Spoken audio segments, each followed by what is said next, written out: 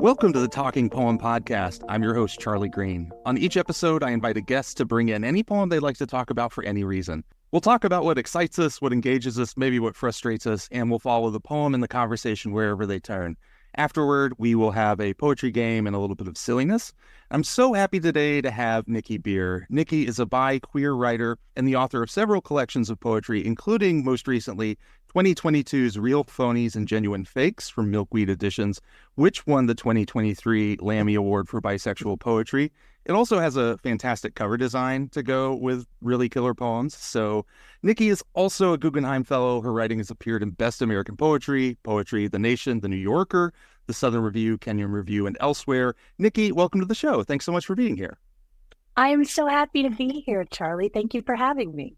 Before we get to the poem that you brought in, can you talk a little bit about the cover of the book? Because it's really fantastic. Yes. On the cover, there is a double image of Dolly Parton that is rendered in kind of a pop art, Andy Warhol fashion.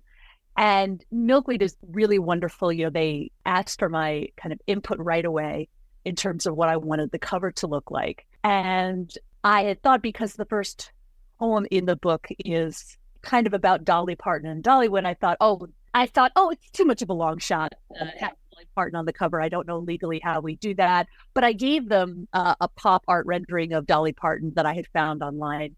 And I said, I know it's probably not feasible to have Dolly Parton on the cover, but this is the style, this is the spirit. And they came back with, yeah, we can do that. And so they found another pop art image, a Mary Austin Speaker, who is just a legend of a book designer, had found this other pop art image. And I said, could we double Dolly? Because it was a single image. I said, could we put a double image on there? And that's kind of the abbreviated story of the cover. But, of course, she did wonderful work with the titles as well. But that's the story of the cover. And I do love it so much. It's really beautiful. And if any listeners go find it, the cover's beautiful and the poems are fantastic too.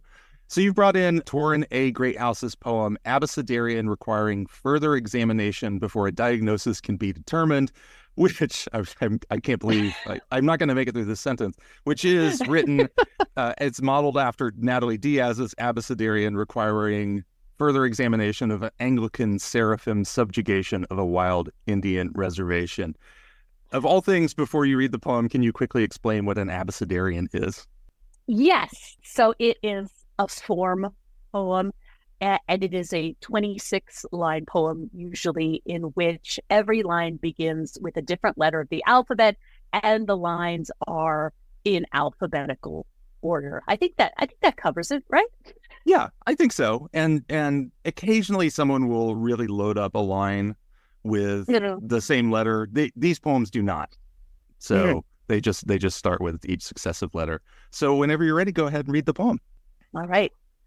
Abecedarian, requiring further examination before a diagnosis can be determined, by Torrin A. Greathouse. Antonym for me, a medical book. Replace all the punctuation, commas, periods, semicolons, with question marks. Diagnosis is just apotheosis with sharper edges. New name for a myth already lived in. For the sake of thoroughness, I have given until my veins cratered. Tests administered for HIV, cirrhosis, glucose, cancer, creatine, albumin, iron, platelets. I've slept for days, wired to machines. Had my piss filtered for stray proteins just to be safe. Still, inside my body, kingdom with poisoned wells. I want anything but an elegy lining my bones. I just want to be a question this body can answer. My new doctor writes one referral, then another, still no guesses. A man in a scowl and lab coat offers yoga, more painkillers, suggests PTSD could be the cause of my chronic pain, my limp, of migraines, quickened pulse and blood-glittered coughs, of seizures rattling me inside my skin. Oh, syndrome of my perfect and unbroken transgender arm. They checked my hormones too. Yes. Unfathomable. The suffering I did not choose. Must be gender, this vacancy my body makes of its own flesh. How I vanish from myself. We search for a beginning to this story and find only a history of breakage X-rays cannot explain. Some girls are not made, but spring from the dirt. Yearling tree already scarred from its branches' severance. Zygote of red clay that rain washes into a river of blood. Oh, that's fantastic. Thank you so much. Why did you choose this poem? It's from Greathouse's debut book, Wound from the Mouth of a Wound, which is a book that I love so much. It's incredibly innovative, and it's smart, and it's incredibly complex. And I thinking of a poem to talk about with you, and my eye happened to fall on this particular book, and I said, yeah, let's talk about a poem from this book, because I think I first read it. When did it come out? I think the book came out something like 2020, and I thought, my God, have I really? It's just one of those books that once you read it, you feel kind of your ideas about poetry and what it can mean. You feel yourself altered by it, and so it's a really meaningful book to me. I really admire it. And so I was looking through the book and seeing, because I've got about 1 million notes scribbled in there, and I said, yes, let's talk about that Abecedarian, because Greathouse is doing so many amazing things with form in the book, and so this just kind of exemplifies all of the kind of amazing things they're doing in that book. The thing that immediately pops out, I always enjoy Abecedarians, and also there's a challenge to them, like a special challenge. And I'll go ahead and get to this question. The Q, X, and Z are always going to be murder. So does that affect how you read either Abecedarians in general or this poem in particular? I think on some level, and maybe it's more because, I have never successfully written an Abecedarian. I think I've written some failed ones. And I think maybe an Abecedarian where I'm not thinking about that, where I don't have the QX anxiety in particular. And then I go back and I realize, oh, what did they do there? And they've done it so gracefully that it's almost invisible, that just kind of adds another layer of admiration that I have for the poem. Because I think Abecedarians, when they're not done well, that you can just you can feel of how those issues get addressed in the poem. I think it's a larger statement about poets and form as well, is that a poet really rocking a form is going to make the form invisible in a sense, where you forget about the form because you're so absorbed in the poem. I never have that distance with an Abecedarian.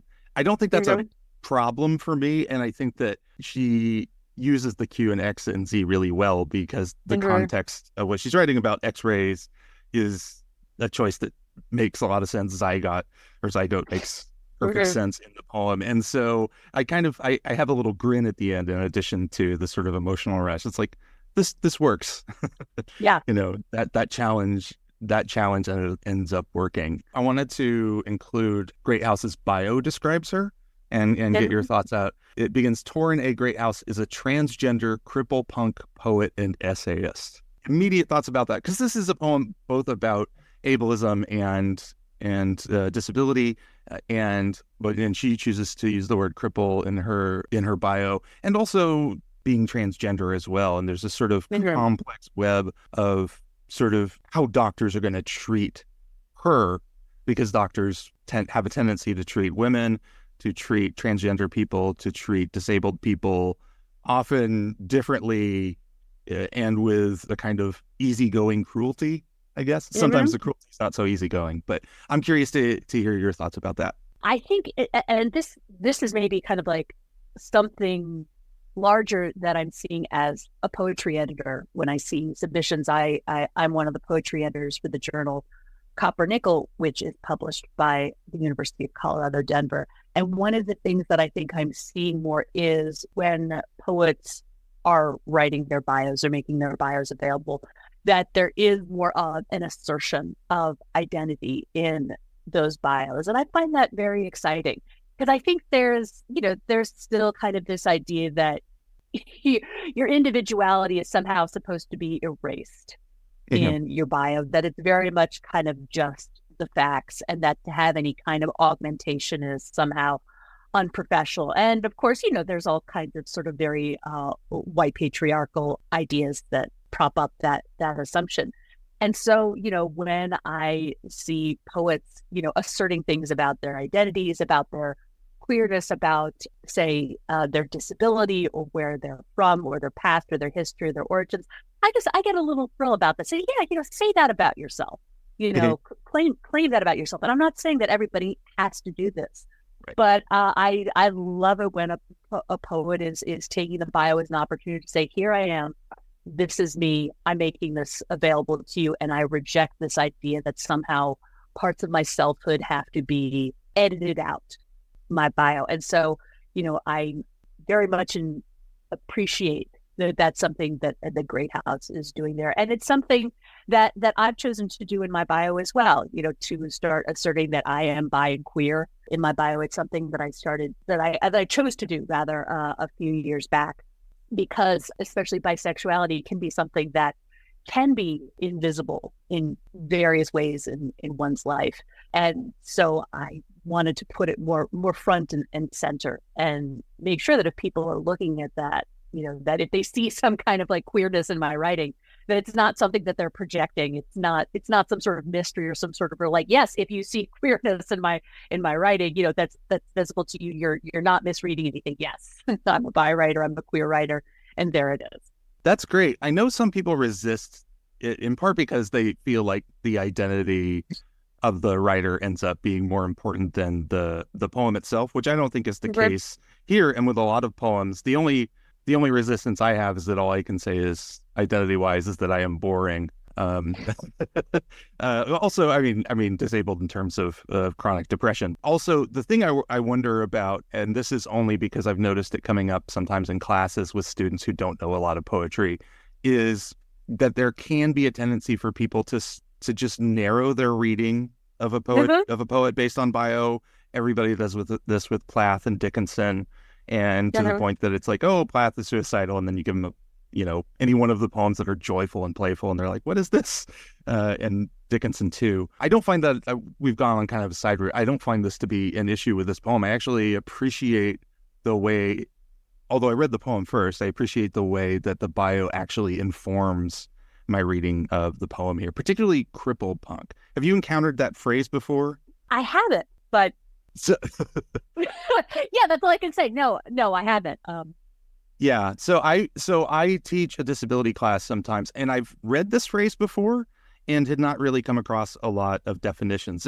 So a lot of disabled writers will use crip as an adjective or sometimes as a verb, and cripple-punk here, I pulled a definition from a disability website. It's basically about rejecting pity and inspiration porn and other forms of ableism, and particularly rejects the whole mythos of the quote-unquote good cripple.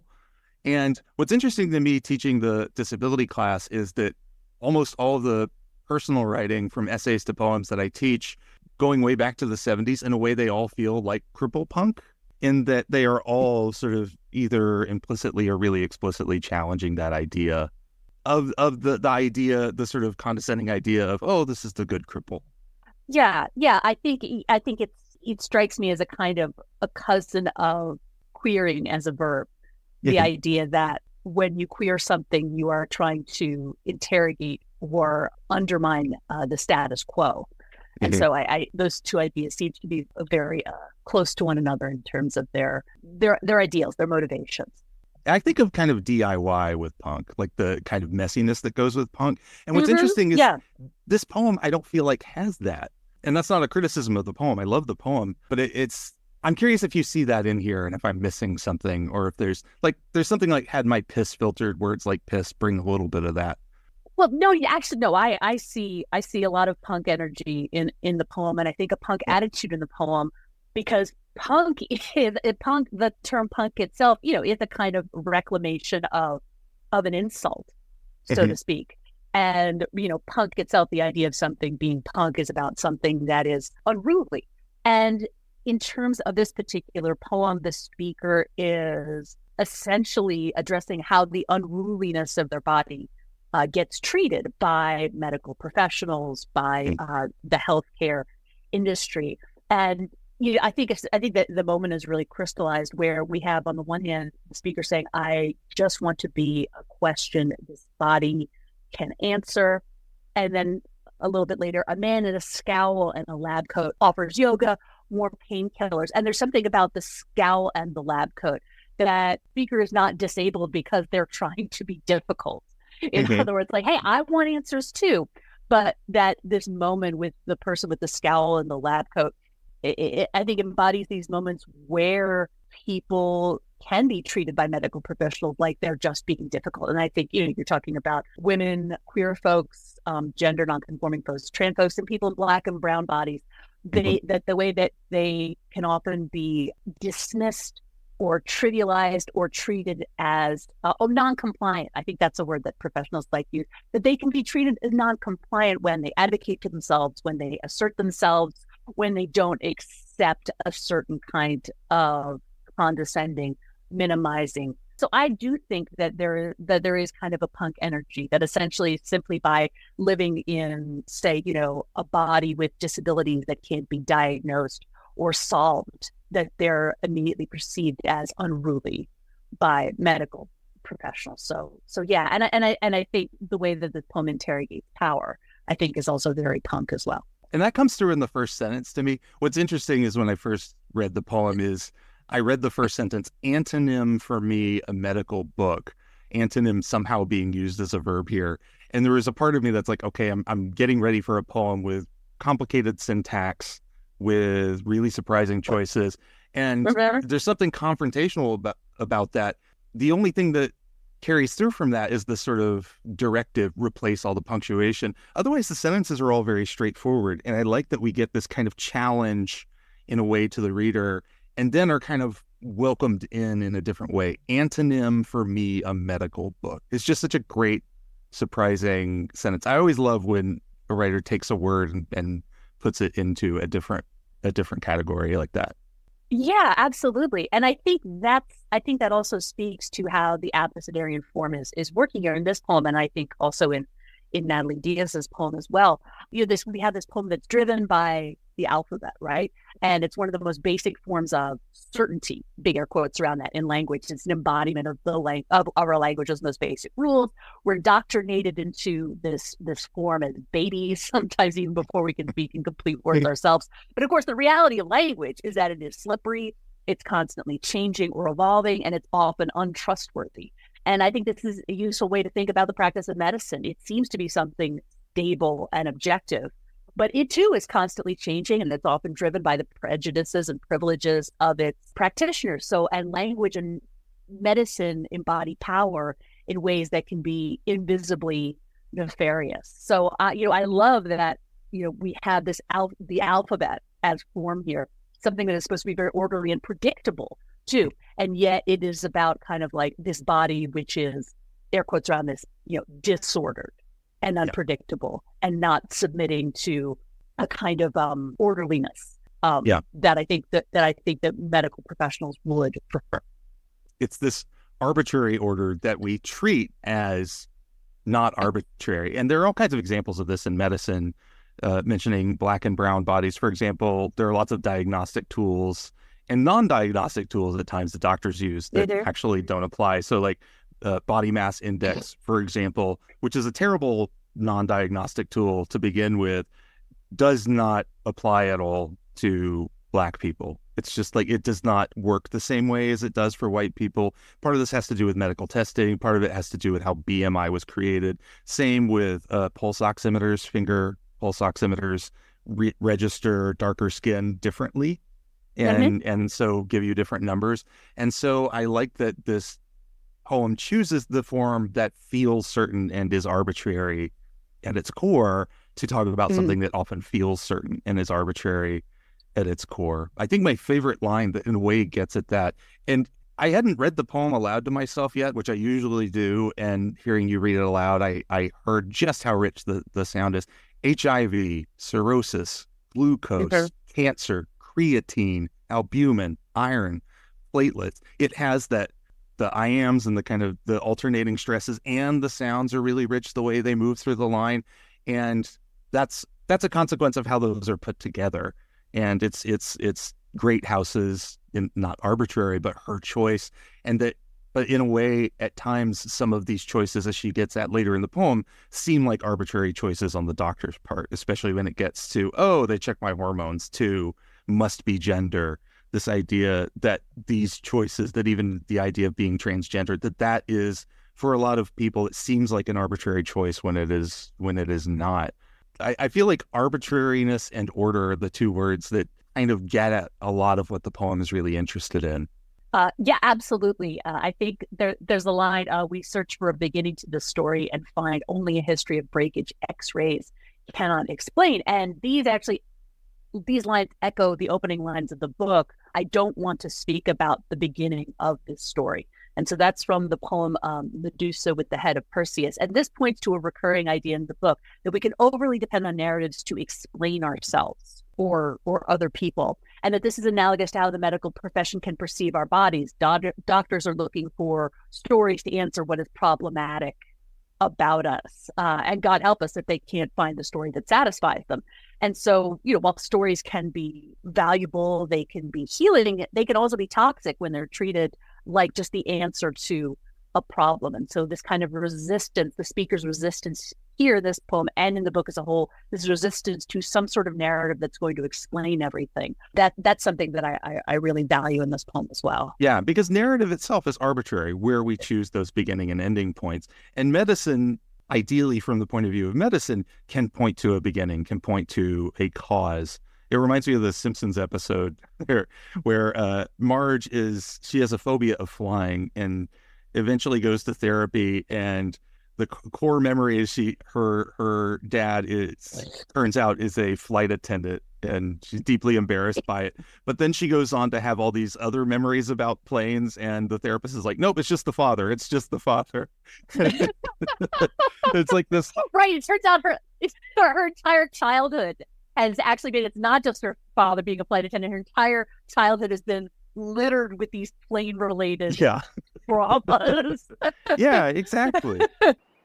The important thing is that we've pinpointed the precise moment when you developed your fear of flying. Wait, some other stuff's coming back to me. You think those things could also have contributed to my fear of flying? Yes, it's all a rich tapestry. And narrative can be useful in that it can help us create for ourselves the shape of something that helps us understand something that is otherwise not completely comprehensible. But there's also there are problems with narratives, particularly when those narratives are being given from outside, which is the case when we're going to see doctors. Which, by the way, just to note, I go to doctors. I generally trust doctors. I'm not trying to say all doctors are bad.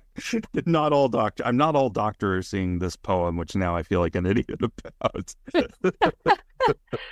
No, I want to agree with you on that as well. I have depression and anxiety as well, and I have been helped by doctors in many ways. But I have also had encounters with doctors that have been very disappointing, to put it mildly. I don't know what your experience has been or conversations that you've had with other people, but there is a way in which, for example, you get a bunch of women about my age to sit down. And if you just start saying to them, tell me about a time where a doctor said something to you that really pissed you off or completely ignored about what you were just describing about your own experience in your body, you will get some very hair-raising anecdotes. And, I've had several women friends who have had near fatal conditions misdiagnosed because their doctors were not listening to them or were dismissing their symptoms. And so, it really can become a kind of life or death thing when you don't feel that you're being listened to or you're being discounted because of your race or because of your gender or because of your fatness or any one of those, particular things that makes you seem less reliable as a patient. So yes, I'm very grateful to the doctors who have helped me, but I also recognize the ways in which doctors can, because of their own personal prejudices, can do real harm. Oh yeah, absolutely. And that's something that I'm a tall white male. I've not had to face. I've seen bad doctors, but their badness had nothing to do with my identity or presentation. And that's very much the case when I teach the disability class. Even the 18-year-old students, both male but mostly female, express, yeah, I've experienced this from a doctor. And what's interesting is to have the students who read essays about doctors treating people like that, and they're kind of shocked by it because they've never had that experience. But most of them, again, the female students, the minority or minoritized students are like, oh yeah, I've encountered this plenty. We've talked, I feel like, in a way, around the poem a lot, but I'm also enjoying the conversation. Are there things in the poem you want to focus on or mention? I just looking through this last night, and there was a enjambment that I hadn't noticed before. I thought, oh, that's really good. And it's very small and it's very understated, but I just love it. Or rather, it's kind of like a moment in the poem. It's not just the enjambment. It's when the speaker says, for the sake of thoroughness, I have given until my veins cratered. And so that's a single sentence in the poem. It covers 2 lines. Mm-hmm. And for those listening at home, the word thoroughness is italicized in a way which, in terms of poetic conventions, can suggest dialogue. But there's something about the way the word is italicized that also suggests a kind of euphemism, where the speaker is bringing up all these times where a doctor or medical professional say, oh, we just want to be thorough. We just want to be thorough. And it's like that's kind of a fake leaf on the doctor saying, I don't know what's going on. Just want to be thorough. And that's kind of like a cover for the doctor being afraid to say, I don't know. And so I love that kind of italicization. Used as an excuse to administer more and more tests and treatments when they fail to diagnose. And right after that, we have this moment of enjambment where, for the sake of thoroughness, I have, and then the line breaks. And an I have, which suggests ownership, possession, and then that's immediately undone by the next line when the sentence continues and the phrase becomes I have given, which becomes a lack, a giving away. And so it's such a smart, it's why enjambment is exciting. Yeah. The moment like that, where enjambment can undo something that the line before it did. And then, I'm picking apart this one sentence, but I got really obsessed with it. And then you have, I have given, and then until my veins have cratered. So we're given the image of the smallness of the human vein, which is then perversely warped by its proximity to the image of the crater, which we associate with a large depression in a landscape. And so it's kind of like a mismatch of scale here that's deliberately uncomfortable and therefore becomes more visceral. And so, to sort of take a step back and say, look what they're doing in just a single sentence in this poem. That, I think, that just kind of embodies, I'll go for the pun, Greathouse's greatness as a poet. That's great. I think I love that attention that you've given to, especially veins cratered. And there's also I have, it's that sort of conversational, as if she's about to list, I have condition. But that's not where it goes. And part of that is, I wish in a way for a world where sometimes I could look at poems and not see the whole thing before I read it, because your eye gets drawn to certain things. And I saw HIV and PTSD, and so seeing the line HIV cirrhosis, very quickly my eye sort of sees I have, and just doesn't clock that until I read the poem. And here it seems maybe possibly deliberate that you see the I have and then this list, but that list is actually not explanatory because it ends up being test administered for. Yeah, and I always love when a poet is playing with us in terms of like how we're going to read a poem and how we're going to take in lines, when we're going to assume a rhythm and when the poet wants to disrupt that and violate that as well. Yeah. One last note. The poem asks very early on, replace all punctuation with question marks, and there's not a question mark in the poem, which I like, because it gives it kind of declarative mode. Every sentence, I believe, ends with a period, and so every sentence ends up being declarative. I'm so glad you brought in this poem. I will also link to the Natalie Diaz poem in the show notes, which is very different in a way, but I like very much as well. Sorry, there's one more thing I wanted to talk about in terms of the poem. It's just this moment later in the poem when the speaker says, "Oh, syndrome of my perfect and unbroken transgender arm." And so I love this moment where the speaker seems to be associating their transness, their trans body with perfection. Okay. Whereas the other things about her body may be the subject of constant scrutiny of the medicalized gaze, but her transness to her is without question. It is whole and it is complete. And so it's just this beautiful moment in the poem. And I didn't want to let this discussion end without us just taking a moment for that. Oh yeah, I actually have that in my notes because of the phrase transgender arm. Choosing arm really finishes that off. The idea that I don't generally, unless we're looking at muscled versus unmuscled arms, generally we don't. There's not a sexualization or gender identity of arms. And so having it be transgender arm, there's something about it that I think draws our attention to the ways in which we are in and feel our bodies, dependent on certain categories of self and identity. Yeah, and people who maybe are either misinformed, ignorant, or transphobic, that there are people who see transness as simply like a question of genitals. Yeah. And it can be a reductive and even hateful way to perceive transness, rather than a question of selfhood. That it is that it is an embodiment. That it is a question of the self, of the body, of the soul, of the spirit. So yeah, locating the transness in the arm. That's a resistance to kind of all of these narratives of transphobia and ignorance about what the trans body is. Yeah, that's great. Well, let's move on to the silliness. Oh, okay, silliness. Yeah, but before we get to the game, we do have an ad. Poets. Everyone knows you have the most exhausting job. Not only are poets the unacknowledged legislators of the world, they have to forge in the smithies of their souls the uncreated conscious of their race. So you need to stay hydrated. But Powerade and Gatorade are just too sports-centric, and they don't give you the zing that you need to keep writing. Fear not. The answer is here, created by parent company Well-Red Bull. Bish. Named for Percy Bysshe Shelley, Bish will quench thy thirst and thy fiery tears. It brings fresh showers for you thirsting flowers. Art thou pale for weariness of climbing heaven and gazing on the earth?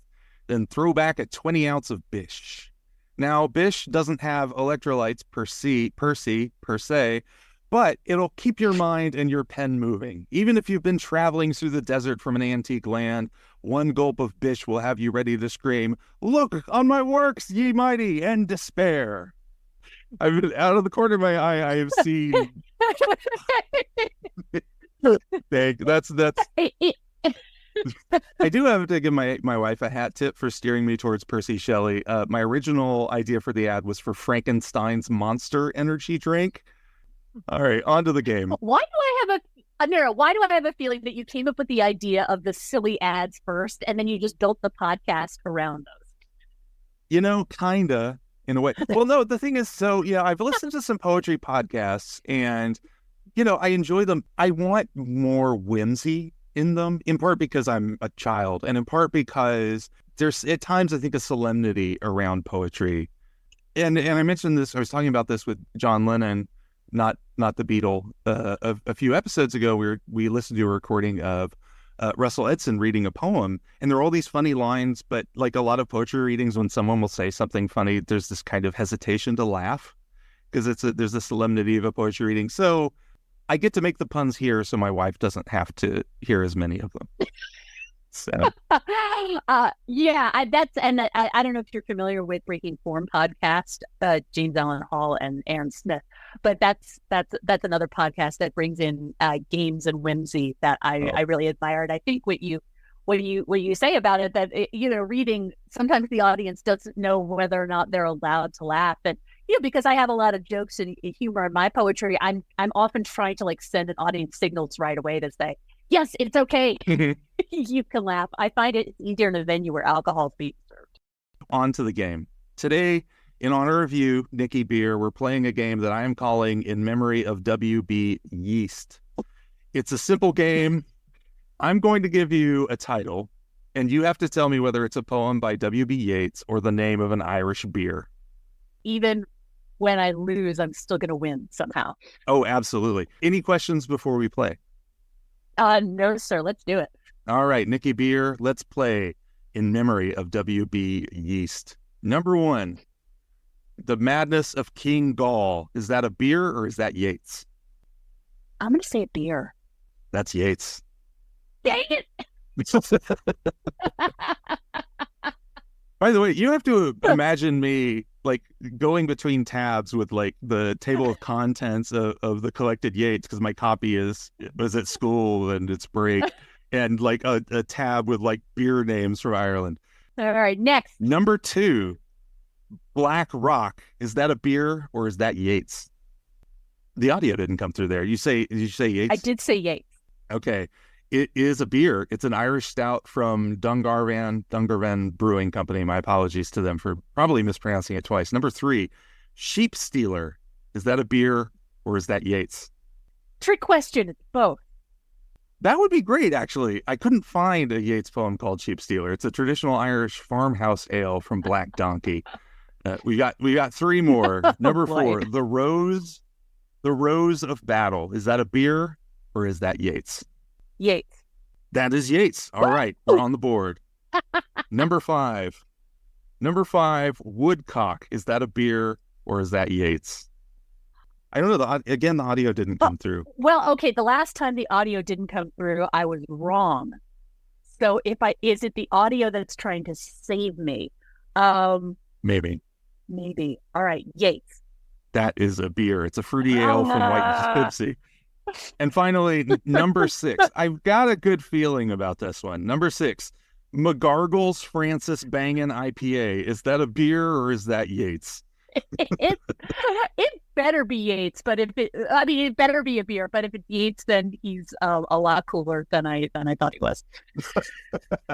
He does have the poem Drinking Song, which starts "Wine comes in at the mouth," and my original title for the game was "Beer comes in at the mouth," but then that just sounds wrong to me, so I changed it to "In Memory of W.B. Yeats." So, Nicky, thank you so much for being here. Is there anything you want to say or plug before we go? Gosh, Phonies and Genuine Fakes out on Milkweed. Buy yourself a copy or get a copy from the library, or just listen to a Dolly Parton song in honor of the cover.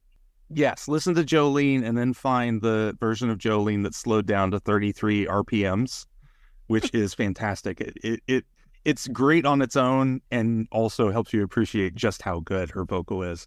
As always, thank you for listening. Go have a great day. Read some poems, pet some dogs, and support striking workers wherever you find them. Bye.